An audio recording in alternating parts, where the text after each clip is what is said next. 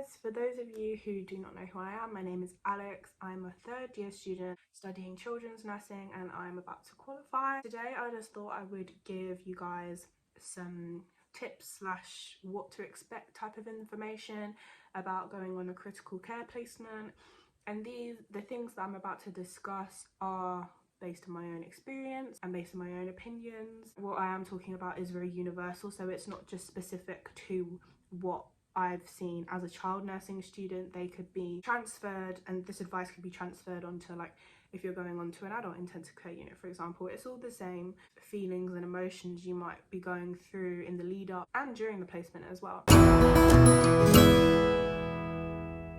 A background to my placement experience. My placement experience was very general, or has been very general. We would get a few kind of like HDU level in the different areas that I've been in. I've been in A&E, so I'd seen some kind of like blue light resource situations there, but I hadn't really seen anything like any really sick children. To the point where like they're like intubated, ventilated and things like that. I'd generally looked after mainly quite stable patients. So when I got allocated to neonatal intensive care, which was my critical care placement, I was really excited. I was nervous. I was feeling a lot of different emotions because I was like, I don't know what I'm gonna be exposed to. It's quite scary. Obviously, as a third year, it was my second placement of third year, so I was thinking, oh my gosh, are they going to be expecting me to know all of these things when I've never actually looked after a patient that's so sick? But I feel like it was a lot less scary than I thought it was going to be. I was very excited because I'm so interested in neonates. I was quite apprehensive about that side of it, but I will just talk through more to you guys about what to expect. So the first thing is, I think this is quite self-explanatory, but just expect, you know, the very different environment. It is a lot quieter in a sense of you don't have like patients, like if you're used to children's nursing, you don't have patients running up and down the ward. It's a very controlled environment, as you could imagine.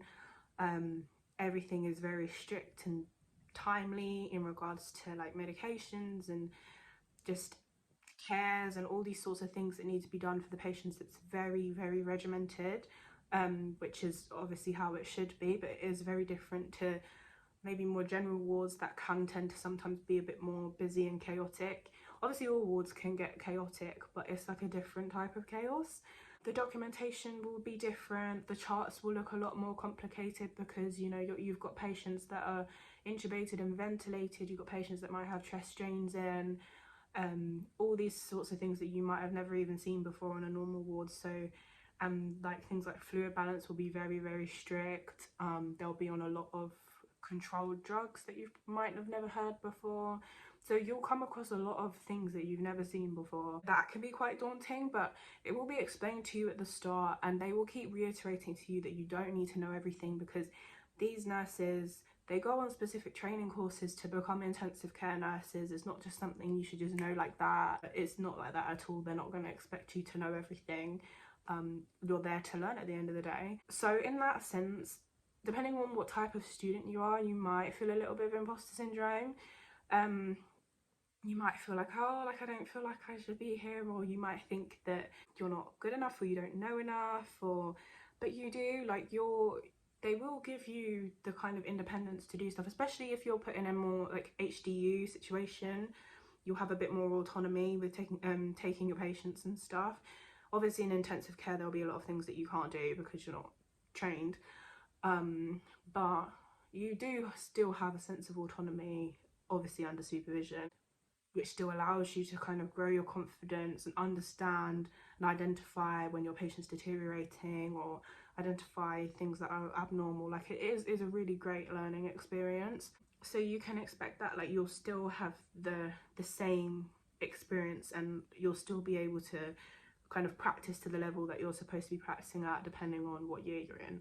Another thing that I would say to expect is learning a lot about different forms of respiratory support that you may have never come across before. As I said before, going into the neonatal intensive care unit, I had never seen a patient intubated, so that was quite a shock to me. I'd never seen a sedated patient. I'm so used to like talking to my patients and interacting with them and things like that.